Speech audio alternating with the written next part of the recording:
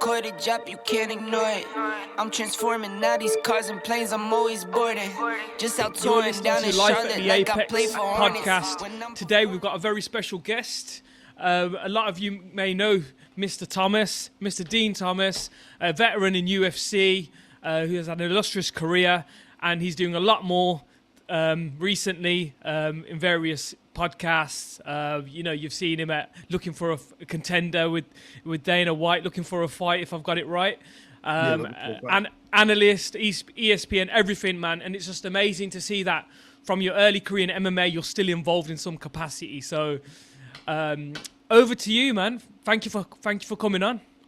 Man, thank you for having me. I appreciate it. And I'm just blessed to still be relevant and a part of the space. You know, there's so many guys that I've seen come up. They weren't able to stay relevant and they can't do it. So I'm so blessed to still be here, to still be doing shows, to still be able to talk to young men like yourself. And I'm just so blessed, man, that I can't express that enough. Brother, you're looking young. You said I'm the young man. You're looking like you're just gone past 40. So I don't know what you're eating or what your diet's like. But I'll be 48 tomorrow. Wow. So, yeah. What's the secret then, man? While we're on that note, so staying healthy, like mentally and physically. You got to be an immature individual. Just have fun. Immature as possible. Like I try to have fun. No stress in my life. I avoid negative people. Avoid negative situations. And just no stress. Definitely, man. I feel like our soul you have to cap your soul at 27. You know, once your soul's, you know what I mean? Your soul don't age, right? That's what it is, I guess. But you know what else don't like? Your taste doesn't really age all that much either. So like once you're like 27, you like what you like and you know it, and you know that. Some things alter a little bit, like, you know, young guys get a little bit more like silly, but you like what you like and you want to keep that around. I like that. I like that philosophy, man. So to kick off the podcast, I've got a quick five round questions for you, just to know a bit about what your preferences are. So, first question: what's your favorite fighter of all time within MMA, for example? Let's within MMA, I probably this is a tough one, because I'm an old school cat. I'm an old school guy, and I used to love. His name was Hayato Mock Sakurai. Okay. And he was a Japanese fighter. He ended up getting to the UFC, but by the time he got to the UFC, he was a little past his prime. But he was a Japanese fighter that used to fight in Shudo back in the early 2000s, late 90s, early 2000s, and he was just an absolute savage to me. And when you say savage, what did you like about him so much? It's like aggressiveness or what? Well, just how calm he always seemed in fights. Now we live in a day and age now where fighting is so. There's a lot of science behind it. We understand fighting a little bit more. And so back in the early 2000s, late 90s, fighting was so chaotic. It was like, you know, it was all brutal and the biggest, strongest guys win. But he was always calm. And that was impressive to me, how calm he was as a fighter way back then. So looking back now, I'm like, I don't know how this dude was so calm. Is he still around, by the way? He's not. I don't know if he's around. I mean, okay. I would be more than willing to assume that he's probably in Japan somewhere with a dojo. Chilling. Probably 300 pounds, but yeah. Just there living life. Just living life, enjoying himself. All right, so you like his composure. That's cool, man. That's good to know. He's composed. What's your favorite quote in life, in general? Oh, I wish I had time to think about that. I have one that I use. I use it every day. Okay. Just do it now. So, and I use that quote every day because, you know, the old Nike saying is just do it. And that's not enough for me. Because whether I'm getting gas at night and I don't want to, or I wake up in the morning and there's something I need to do and I don't want to. Sorry, when you say gas, sorry, Dean, when you say gas for the UK people out there. Petrol. Oh, petrol. okay. Because in the UK, it's like, don't get gas, like don't get too excited as well. So it's used in that manner. Yeah. Okay, all right. Petrol, cool. You know, when I gotta go to the petrol station. And I hate doing that, but there's a lot of things that I hate doing that I have to remind myself not only to just do them, but just do them right now. Like right now, even when you don't want to do it, just do it now and get it over with. And then when it's done, it's done. But do it now. Don't delay, man. I love that, man. Just action, massive action. Attack Always, it. man. Just Just attack it. always attack it. Like right now, Like a don't savage. think twice. Just jump and just do it. And I think the thing for me recently as well, I've been quite indecisive because in this day and age, we've got so many options, we've got so much technology, facilities. So you've got like everything accessible at your fingertips. So you're kind of overloaded with decision Yeah, making. Do you know what I mean? So I think I like that, that's man. Don't think too much, for just go. sure. It's easy to get distracted. It's easy to know you have something to do and then just open up your phone and go, all right, Instagram real quick. Let me check these Yeah. messages real quick. Or then let me watch this little show on that. Let me watch one more episode real quick. And the thing is, we go into it thinking I need to do X, and you forget what you needed to even to do. Yeah, then it's like You're like, why did I come here again? Like, what the hell? yeah. What did I? Yeah, I forgot why I'm even here. Yeah, that's 100%. 100%. 100%. It's true, man. All right, move on to the next question. Favorite food? I know you're a foodie because I see your clips on Dana White taking a mick out of Dana White. I'm a foodie, but you know what it is I'm a foodie, but I like the basics. Like I'm a man of the basics. Like if you could Yeah. get a basic cheeseburger right, I'm Okay. good. So Yeah. like cheese, like my favorite foods are cheeseburgers, pizza, and French fries. If you can Nice. get those right, we can hang out any given time. Well, We can go back there. I've got a nice cheeseburger spot. If you come to the UK, let me know. You're gonna I'm love coming it. to the hey, It's I got one ground. better for you. I got Okay. one better for you. I'm coming to the UK October 19th. Okay. What for? Let me So put this in my diary. What you yeah, got planned? I don't know if you're anywhere near London, I'm but not far, man. I have a film screening at the British Urban Film Festival. Okay, cool. So I'm filming my short film there. So I'm coming Nice, out man. there and kicking Yeah, it in we'll the we'll definitely touch base, man. Definitely. yeah.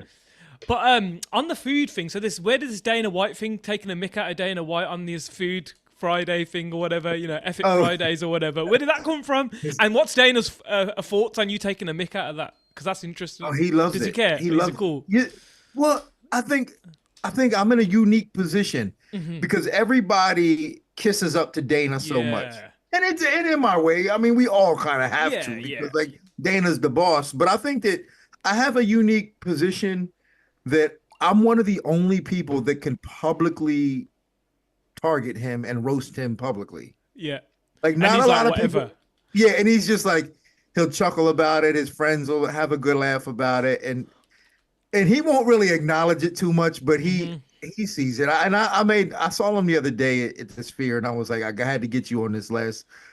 Mine's is called "Suck It Saturday," and Okay. he's like, I'm game, brother. I'm game. So like he understands that it's all in love. And I think it's humanizing as well because when you become so powerful as well, and it's like everyone's tiptoeing around you, yes sir, no sir, and he probably feels like more human, like shit. I'm actually a normal person. It makes you Yeah, feel normal. I think part of the reason why he even kept looking for a fight around so long was because he wanted to be around some guys that he could just be human around. Because he's constantly doing business transactions. And I mean, he's even doing that Yes. on the show. But when he's with me and Matt, and especially Matt Sarah, like he can just let it go and just laugh. Yeah, just And be that's normal, the man. beauty. Yeah. Like it's not that deep. We're all gonna die one day. Like fame lasts for a certain amount of time, money's power, whatever. It all comes and goes. Nothing's permanent. Do you know what I mean?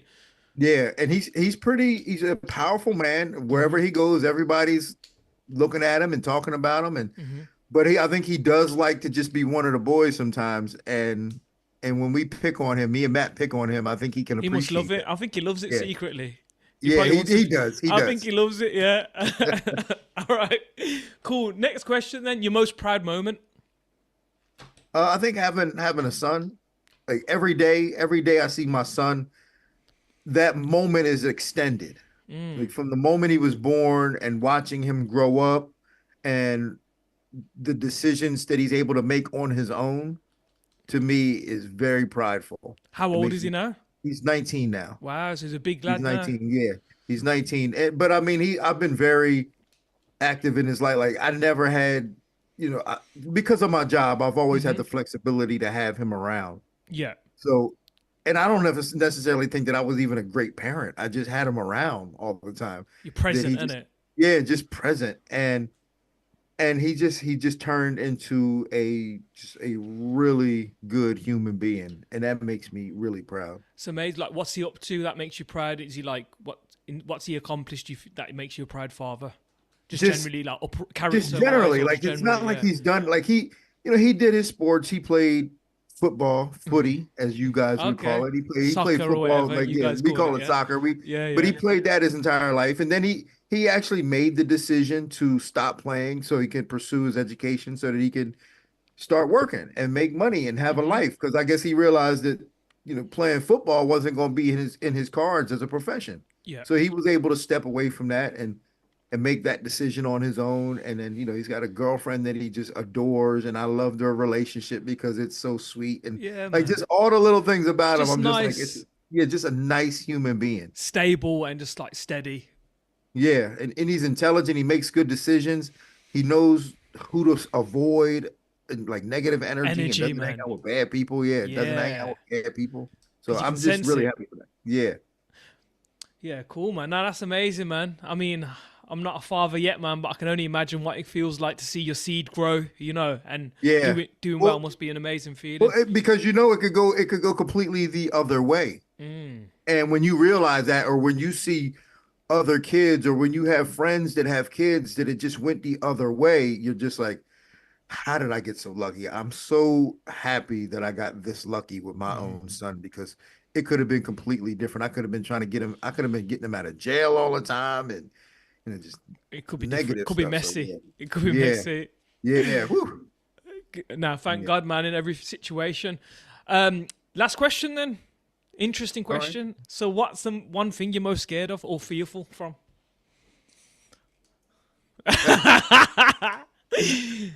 I gotta be honest, man. Be honest, man. It's it's gonna be silly. It's gonna It's sound cool. silly. You're It's gonna cool, like, man. yo, you're weird, but rodents, Rodents. Yeah, little rats or mice like or both. rats and Like mice rats. Yeah, yeah. and possums, like they scare me. Like they scare me. I like there was even on the last episode of Looking for a Fight, we were at this bird sanctuary and the lady was holding a dead mouse.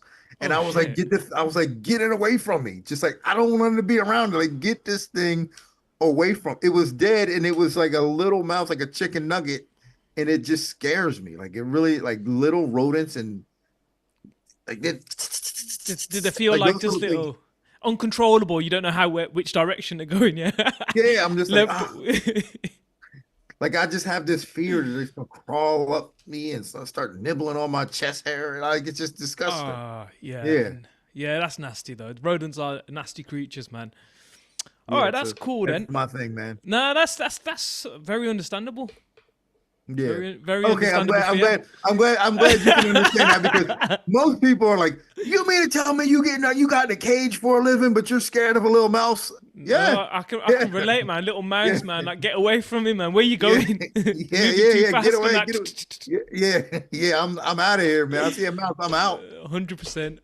All right, cool. So tell me a bit about moving on to your fighting career then. So, you had an amazing career. You started well in, when UFC started, what, UFC 39 or 40? Like, quite Yeah, I early on. fought. My very first fight was UFC 32.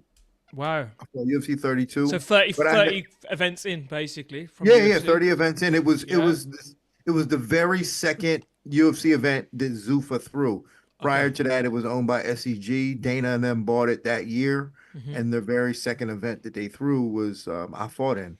So I think that's another reason why Dana has a lot of love for me because, I mean, we've been around in the MMA space together That's mad. for How many yeah. years now? That was in 2001, so it's been 23 years Wow. involved in the UFC. So, Active, whew, yeah, yeah, either in fighting or media or whatever. yeah. Well, I mean, even prior to the UFC, I had already had a very established, relatively speaking, established career prior to that. I had been fighting in Japan. I had fought uh, in Hawaii. So I had been around. But when I got in the UFC, I mean, that was at the time it wasn't the biggest organization, but Yeah. I'm just glad I was able to stick around and still have some value to the company. Yeah, so on that note with fighting, so how did you used to prepare for opponents? Because you're like the old school generation of fighters, the real generation. Do you know what I mean? Like I think as time goes on and there's technology and there's techniques and etc., people start studying differently and breaking down fights. But probably when you were fighting, there weren't a lot of breakdowns, there weren't a lot of footage of people. You just go in, okay, that's my opponent, that's my weight, and Yeah, kind of you like let's know, go. I hate to toot my own horn on this, but I think because the majority of my early fighting career, I was kind of self-taught by watching videos and just going to different places and figuring it out. I think I've always had this innate ability to scout opponents or scout like styles of opponents and have an answer for it. Very similar to, like scouting opponents now. I remember thinking when I was an amateur, I was doing amateur shoot fighting back in 96, 97, thinking, okay, this guy is a striker, so I got to take him down and finish him. Okay, this guy is a wrestler. His ground's going to suck, so I'm going to let him take me down and I'm going to submit him. And then if this guy was a jiu-jitsu guy, I cannot let this guy take me down by no circumstance. So I've always had this ability to fight fire with water, right? Sometimes we tend to fight fire with fire. I Yeah. always had this ability to find weaknesses in people, to look for their weaknesses. And I think that's what gives me the advantage over other coaches even today, because I never had a base to start with. I didn't come from a wrestling background or a jiu-jitsu background or a striking background. I just jumped in and was like, all right, this guy Let's sucks on go. the ground. So yeah, Let's just have it off. yeah, yeah. But that was the common denominator that I had with other fighters, was that I was willing to jump in and just do it. Like Yeah. let's scrap. But I always thought from a technical perspective, where is he weakest and how can I take advantage of that? Interesting, man. So you had some interesting fights, BJ Penn, Kenny Floria, and Matt Serra. Like they're the most notable fighters, probably that most people will know. What's kind of in summary with all those three fights? What was the most consistent theme when you were preparing for those guys? Um, it does. Wow, that's a really tough one because I don't think there was a lot of consistency, and I think that's where my performances were inconsistent, because there wasn't consistency in the training, because at the time you didn't know what worked. You didn't know that this was the thing that worked, so you needed to be consistent with this. That Yeah, was the problem with that generation, was yeah, that we didn't know what worked. Like if it's something worked, we just chalked it up to hard work. yes. You're like, oh yeah, I was just I had him in that position and it just Yeah, worked. we chalked everything up to hard work and hard training. So we didn't really have the answers like we do today. So I think that if there was a common theme, it would probably be just the unknown, right? Just like going in, not knowing what to expect and just kind of getting lucky. That was really it. It was like we just didn't know what to expect. We trained hard. We did our cardio work, our strength work, trained hard and hoped for the best. So And and that sorry, Dean, in that point where you're saying you're working hard, so you're doing your cardio, your strength work, like would you have adjusted that intensity of cardio versus strength versus technical work, mat time, etc.? What a ratio would you hundred, do now? a Or hundred percent, what ratio a did you hundred do, percent. and what ratio would you do now? I think at the time I probably did maybe 60 to 70% like cardio strength work. And then it was like in those days, it was like, all right, here's how it probably broke down: 50% cardio and strength work, like, and then it was probably 30% sparring work, and then 20% like technical work.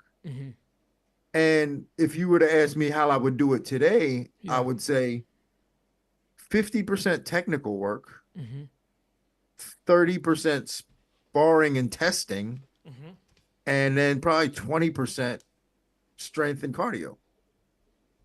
It's the way, like, I had it upside down. I Yeah. really had it upside down. Because, and the reason why I say like such a small amount, people always say, oh man, cardio wins fights, but that's only when it comes down to that, right? If both At the people agree end, to it. Yeah, at the kind of. end, right? Yeah. But our goal is to not get it to the Get end. there. Our goal is to be as efficient as we possibly can and make good decisions, so it doesn't come down to just a sloppy mess and a suffer contest. Yeah. That's not what I'm looking for. So, um, and I don't require any of the people that I work with do any strength training. They do it on their own.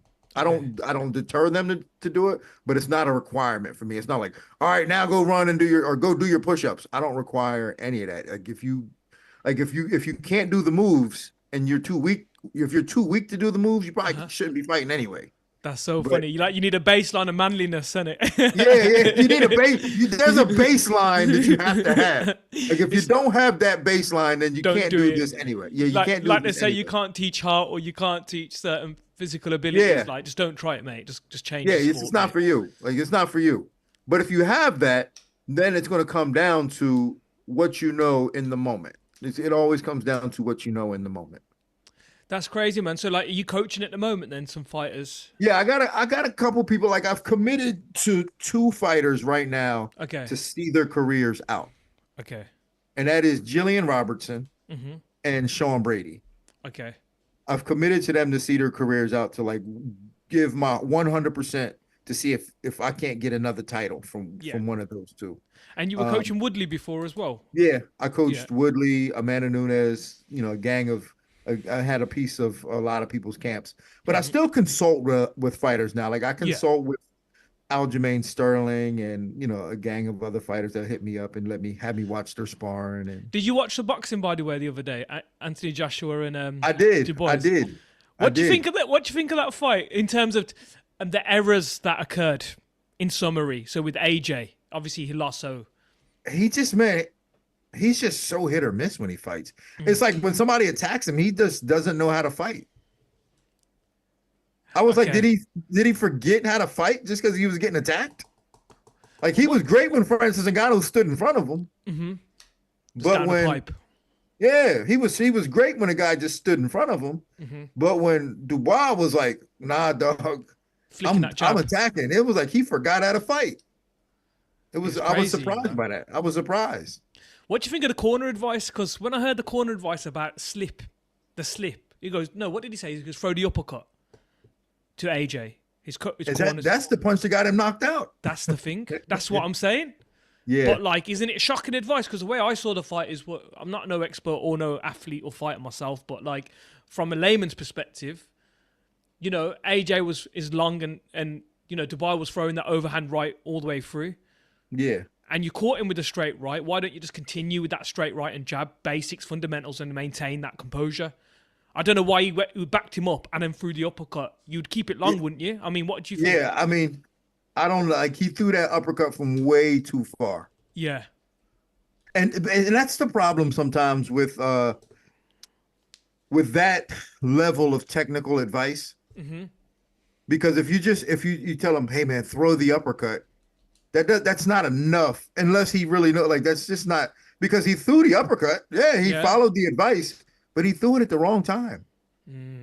Like that's not the type of advice that you really want to give a fighter in that moment. Like the type of advice you want to give them is more not technical like that, but more tactical. Like, All right, keep let's your get- range, throw it, keep working the Yes, jab. yes. All right, When you find the right let's get our hand, legs. stick it. Like, Yeah, let's get our movement going. Let's get our legs under us. Let's control ourselves.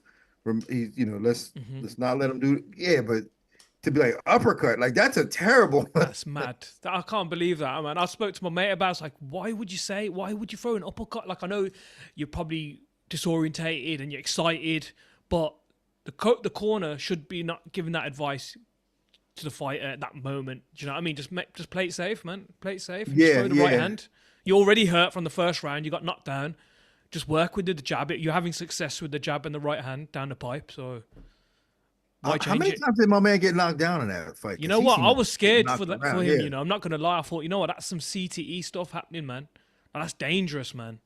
Because he was getting knocked around. Like it was bad. It was It was like bad. and Like, it seemed like, and some of them looked like he was getting hit behind the head, and not that was like Dubois' fault, but just the way he was falling forward, or just forward, like just yeah, face planting, man. It's dangerous, That's what yeah, I'm shook about, I kind of like, I'm a hobbyist kind of guy, or you jump in a bit of jiu-jitsu or MMA sparring just to kind of get a sweat on and stuff, but I'm shook about trauma to the head, man. I'm not going to lie. Like, what's your opinion on sparring versus technical sparring, or the requirement to spar, or what percentage, or do you know what I mean? I'm just throwing it all at you, man. I do believe in sparring a lot, but that I'd also believe in not getting hit a lot. Mm, See, that's the difference is that hmm we have this assumption that sparring has to be life or death. mm, And I don't believe that. I believe that, you have to have good defense. Like you shouldn't really be taking punishment in sparring. I will never let my fighters take a lot of punishment in sparring. hmm If you're taking too much punishment in sparring, you need a lot more technical work. You need a lot more Yeah, you technical shouldn't be work. getting lit up, really, should you? No, you should Do you not know be what I getting lit mean? up. Like you should be, because I'm with you on this. I'm with you. Like I don't believe in in getting hit a lot. I don't. You Fighters that only get got hit a one lot. brain, man. You got one brain. I Yeah. mean, like what fighters have done it the best, man? Minimal damage. What? GSP, Mighty G- Mouse. Mighty Mouse. In fact, did you see the study on Mighty Mouse? They did a study on him. Yes, with the Yeah. brain His, imaging. yes, and his brain got better over the That's mad, years. you know. I love to me. So going back to your very first question, who's my Mm. favorite fighter of all time? Hmm. If it's not Sakurai, it's Mighty Mouse. Okay. Because Mighty Mouse has had one of the best careers in terms of what he's been able to do. I think he is the most skilled martial artist of all time. No one Hmm. has the skills to match his. Hmm. But the fact that his brain got better over time, like he just dispels a lot of myths about fighting. Do And you I think love it's it. to do with gaming as well? Because he's an avid gamer, isn't it? Maybe, Because maybe. you're building neural pathways because you're gaming, so it's like your reaction time. I mean, I I might think start so. gaming. That might give me a green card to buy a PS5, to be honest, and keep the missus quiet. You know, you want a healthy husband, love, right? Do It worked for DJ. you know what I mean? I So, believe I believe that might have something to do with it as well. mhm. But you can't be a gamer and get knocked around, have all this No, head trauma and still be okay. I think exactly. that might have coupled with the fact that he hasn't taken a lot of punishment and he Hmm. does game and he's a smart, intelligent guy. Hmm. His brain got better, and to me, I'm like, yo, how can I get down? You start playing some games, man. Call of Duty, you're on that, or you're not a Nah, gamer that's now. that's my problem, man. I'm a gamer. I'm more of a Netflix. Yeah, You yeah, know, yeah. I'm a I'm not a TV gamer guy. myself, to be honest. I don't have a console at the Yeah. moment, but I'm flirting with the idea of jumping back on it. I can't do it, man. Nah, I don't blame Can't. it. It's consuming though as well. You know, Yeah, yeah, once you get in it, you kind of like just sucked into that little realm. yeah. That's what I can't. I just can't. I can't do it. I can't imagine myself sitting in front of a game playing games. And Yeah, plus, I'm not that competitive neither. yeah, Like with other people, I'm very competitive with myself, yeah. but not with other people. So I can't do it. No, I don't blame you, man. Moving on to our next part. Tell me how your media thing's going. It's amazing to see a fighter like yourself, like we touched on earlier, competed at the highest level, then pivoted. Excuse the pun, into me in the media side of the MMA world. How does that feel for you, and what's next for you? You know, what's your plans in the future? I'm I'm blown away by the opportunities that I've gotten Hmm. of to do media and to talk because part of me is like, you guys want to hear what I have to say about this? Yeah, it baffles me. And another part is that I'm just blessed that I don't have to work a real job. Yeah, That's that's a blessing, you know. that's the blessing. It's the blessing that I can still be involved in MMA at this level. And it's more fun from this perspective to not have to get in there and fight and deal with all the nerves and cutting weight and getting punched on. Mm. But I can just sit cage side, watch fights, talk about it, and then on Tuesday, jump on the radio, jump on my radio show and talk about it for 3 hours with Alan Joban.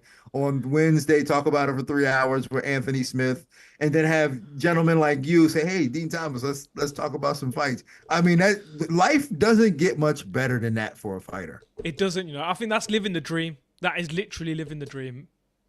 Yeah, Like, I bet you're still it's not baffled lost on me. sometimes. You wake up, you're like, what the hell? Like, have a flashback to when you were training for a fight in I UFC have a 32 or dream something. every couple of months. I have a dream that I have a fight and I'm trying to cut for a fight, and I wake up sweating like, Shit. oh my god, that was too real. And But it yeah, weren't real. yes, I'm like, that was too real. But no, I just I can't. Words. It's hard for me to put it into words how lucky I feel I am to still be able to do this and and have people care. It's a very beautiful, lucky man, and thing. it's beautiful to see because you're setting a level for other fighters coming behind you as well. Do you know what I That's mean? one thing. That's one thing that I always do. I will always, in my another saying that I have talked about sayings is send the elevator back down. Mm, You get up to a certain level. hmm. I'm gonna send the elevator back down and see if I can't bring some other people up with me. I'm That's always beautiful. constantly trying to put other people on. Like that's the thing, and that's one of the reasons why I try to do so much and create so much and build so many different platforms because I like to put people on Mm, because I know how hard it is to make it. And when I see somebody that's working real hard, I want to be able to have a platform to put them on that's because I righteous, know man. some people ain't gonna put them on, but I feel like I can. You know what? That's beautiful, man. Because it's giving back to the community and it circles, man. Like as you're aware, it's just life circles, man. So you always help people. Like in my career as well. Someone was mentoring me to get into my personal career, and they were like, "Yeah, Farouk, come on, like I'll help you. I'll give you some mentorship." And then now I see someone in my position where I was like 10 years ago, and I'm like, if you don't help this person, like, how do you expect you got where you got, right? Like, Yeah, exactly. Exactly. That's my biggest thing too with like all the stuff that I'm doing. Like I've been fortunate enough to be able to rub elbows with a lot of powerful people and rich people, and some people had a profound impact on me, like mhm, Shaquille O'Neal. I've had the pleasure of being able to train with him and hang out with him, and just starting businesses and understanding things. Just the way he operates, man, has been very pivotal to me to go. All right, I gotta do the right thing like he would do. that's So powerful, man. Now yeah, that's man, really it's been great. inspiring. Honestly, very inspiring. We've got a few minutes left on, I think, so I don't want to cut us off midway and when we get to a next Yeah, yeah, juicy I hear topic. So that. we have to do a part two, man, because it's this definitely too short. But before we shoot off, Hamzat Chimaev is potentially fighting again. He's changed training camp, as you're aware. What are your thoughts of his previous training style? If you had any insight into his training style, to what is doing now, due to obviously the illnesses and overtraining, etc., potentially. Well, I think a lot of his biggest problems have been due to overtraining. Again, it comes down to that model that we described earlier, that Hmm. 50% his probably was all like really hard training Mm, and that killed him. And that really deteriorates a fighter. I don't really expect too much from him against a guy like Robert Whitaker. hmm. Um, I wish him the best. I thought that he was great in the beginning, Hmm. but I think that just he's had too much stress on him, Mm. and I don't think he's going to be able to overcome a guy like Robert Whitaker. Yeah, the body can go through a lot of trauma, man, especially if you go through repeated cycles of it, man. For sure. Like he's been so like, and I've heard stories about his training, man, where it's just been so hard that, and his body can't hold on to that. So yeah, you get a guy like Robert Whitaker, man, who's peaking right now. He's Yeah, had a second coming in his career. He's yeah, resurrected. I yeah. think Robert Whitaker is on track. But you know what'd be crazy though, if Hamzat does pull it out of the bag and shows people, look, I was overtraining, my body has recovered, and look, here I am now. It's going to be a good fight. I think it's going to be an It'll be a good exciting fight. It'll fight. be a good story. And that's not out of the scope of possibility. I do Yeah. understand that's a realistic Mm, possibility that can happen. I just don't see it as a high probability thing to happen. yeah. Just knowing guys that overtrain, just Yeah. because what happens is now our nervous system doesn't know how to perform right because he's so used to performing after overtraining that now Yeah. if they slowed him down, he's probably going to lose some confidence and not fight as well. So Yeah. it's a Too many very some tricky thing to do. variables in there. Yeah, too many variables. Definitely. Well, Dean, thank you so much for coming onto the show today. It's been a pleasure to have someone at your profile and your level and experience to share your insights. We definitely have to get a second round in, and hopefully I can take you a nice burger joint when you hit down to London. And do you have any last closing words before we end the show? My last closing words is I appreciate you. If you can make it out to London and come to the premiere, please come to the premiere with me. You know what I'm saying? I need some boys, you know what I'm I'm saying? there, In man. case somebody run up on me. I'm Rashad there, Evans man. and Eve Edwards are also in the film, so you'll appreciate it. Sure. But stay in touch and we'll make this happen again for sure. God bless you, Dean, and thank you so much. And I look forward to seeing you in October, brother. All right, my man. Thank you for your time, man. Peace. Peace.